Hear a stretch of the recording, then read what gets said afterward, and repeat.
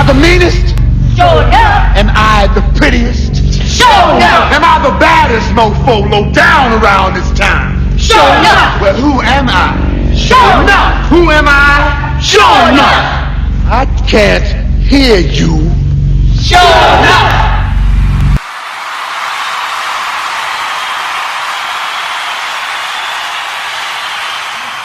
They can get back into the playoffs this season without those receivers. Yes, will it be enough to allow the Cowboys to have optimism? Of course, the fan base should be excited. They should be thrilled. I mean, it's an incredible boost for this offense. Is he the reason why this offense will be successful? No. And I'm a huge Ezekiel Elliott fan, but you're going to have to lean on Dak Prescott more than anybody when it comes to this team. Now, you look at the additions. They got Gallup in the draft, Allen Hurns, Tavon Austin, which is the Cole Beasley-type player, but he's more of a gadget guy, so he'll be able to do more things within this offense. And knowing Scott Linehan, offensive coordinator, he's going to be able to utilize him more. This offense will be based around Ezekiel Elliott, but Ezekiel Elliott will not carry this offense. His offense will be carried by the arm of Dak Prescott. Yeah. If he has an incredible season and he starts fast and finishes strong, Cowboys will find themselves in the playoffs. But if he has the inconsistencies that we saw last year, they'll be looking on the outside in. Having him on the field for the full slate, of course, will be a benefit. But it's no secret that they run the ball. That's what they run the ball more than any team in the league. Yeah. So without a clear threat at wide receiver, having Jason Witten on the field helps him. Like, that's a legitimate wide receiver or tight end as a wide receiver. Or you had Des Bryant always there taking some attention. Like, what does Zeke need to do? Can he do what he's done in previous years with being the focal point? He needs to do his thing. Yeah, he needs to do his thing. Listen, the Cowboys are so glamorous, and it's the Jones family, and it's Jerry World. The thing that makes this team go is Frederick and Martin and Collins. It's the linemen. And I know it's not sexy and it's television here, but you're right, though. Look at the Cowboys. It's Nate Newton and Larry Allen. I love Troy and Emmett, those guys. Those big dudes hung the banners. So it's the line up front. I still think they're the best line in the league. Zeke's going to do his thing. Yeah. I will say this, okay, as it pertains to the receiving options and who they have out there. We saw Cam Newton last year go out there with a team that we called the Law Firm, a receiving core of guys you've never heard of, late round picks, undrafted guys, and play great. Cam is an MVP talent. It's a real litmus test on Dak Prescott because the real quarterbacks who survive in this league, I'm talking Brady, Breeze, whoever, they don't need a Des Bryant. They don't need a Jason Witten. Yep. They need three warm bodies, and they're good enough to do it themselves. Dak should be that guy. If he's not, we'll know a lot. Well, let's take it a step further, though. If you're Allen Hurns, if you're any one of these young wide receivers, Terrence Williams, Beasley, Gallup, who's a draft pick, now all of a sudden you're in a position where the starting wide receiver, the legend that was in front of you, is now sitting at home. Mm-hmm. I remember playing for the Vikings, and I got the news that Randy Moss would not walk back in this building. And I got to be honest with you, there was a lot of anxiety in me. And then you got this young Nate Burleson at 22 years old thinking, I don't know why the hell you would trade Randy Moss. You think I'm going to fulfill his expectations? No, not at all. But if I could talk to that young Nate, I would say, embrace this opportunity because it's extremely rare. So if you're Hurns, who had that great season a few years ago, and you're coming off of injury, you're like, you know what? I need to play better in order to recreate my brand and go out here and ball out. So these guys are in a unique position, so don't listen to all the noise. You're going to listen to us talk about how much Witten and Dez means to this offense. But for you, just look at yourself. Wake up in the mirror. You don't see a cat, you see a lion, and take advantage of this opportunity. Cowboys 19-6 with Zeke in the lineup, just 3-3 in those 6 games without him last year. Clearly a focus. Man, see, that's why I don't like my kids riding with me in the car because they junk it up. You know, your kids can tear your stuff up. You could buy a brand new car. Brand new. Put your kids in that car for a month. They'll tear it up. They start messing with the lights and, you know, leaving juice boxes and juice pouches and animal crackers and shit all back here. I'm like, really? I just watched this car. But anyway,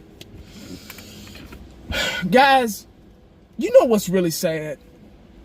What y'all have just watched was something that I've discussed 1 trillion times.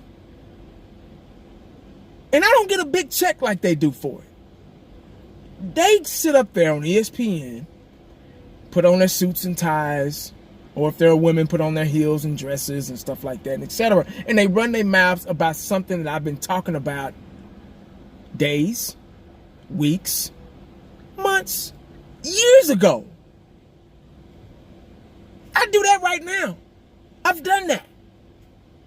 We all know that the key to a successful season for the Dallas Cowboys is to run the ball.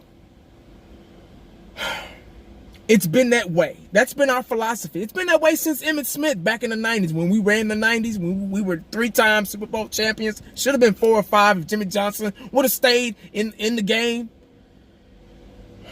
I say that a million times. I know it. But anyway, now, Ezekiel Elliott is the key. Now, I'm going to say something that you guys might not agree with. Something that's a little bit more important than Ezekiel Elliott and Dak Prescott. The offensive line. I think one guy on that show said that. He said that the offensive line was important because without an offensive line, you can't run the ball, you can't pass the ball, you can't do nothing. Now, we have to get, if we want to repeat a 2016 season or 2014 season, our offensive line has to be healthy, has to be 100%, has to be ready to go. We have to focus on the offensive line, man. Forget Dak, forget Zeke. Right? It is now, the offensive line might not be as popular as a running back because Dak and Zeke, they're on the commercials and, whatever. It's a quarterback and a running back position is obviously a more popular position. But the offensive line, them big boys in the front who do all the blocking, y'all know who I'm talking about. They are more important than anything on that team. I'm sorry, they just are. Just like on the defensive side of the ball, the defensive line, they are the most important to that defense. Because if you got a strong defensive line, if you got a Charles Haley on one side, a Tony Tolbert, a Russell Merlin, Leon Lett running the show, it makes everybody else's job easier. So if you got a strong offensive line, of course Zeke is going to run 200 yards a game. Of course Dak is going to pass for 300 yards, 400 yards, maybe run a couple of in by himself. Who knows? That's why Dak and Zeke was so successful in the 2016 season. They were just rookies. Just rookies, man. So I've sung this song so many times. I just wanted y'all to see. Y'all probably already saw that video, but I just had to put it up again. I had to make a video about it because it's nonsense. It's something that we already know. It's something I know. It's something I've been preaching for years, man. Since Emmitt Smith. It's not rocket science, man. Football is not rocket science. These guys get on here and they talk football and they think it's right. They act like it's rocket science and it's really not. Especially if you played the game. A lot of people haven't even played the game. They just run their mouths and talk shit about stuff they don't even know nothing about. But anyway, guys, it's Thursday. Tomorrow's Friday. Got a 3-day weekend coming up. 3! I can't wait. I haven't had a 3-day weekend probably since last year. See, last year, Memorial Day fell on, obviously every year Memorial Day falls on a Monday. So that's an automatic 3-day weekend. Then I think the 4th of July fell on a 3-day week. Fell on a Monday. So that was it was back-to-back 3-day weekend. Oh man.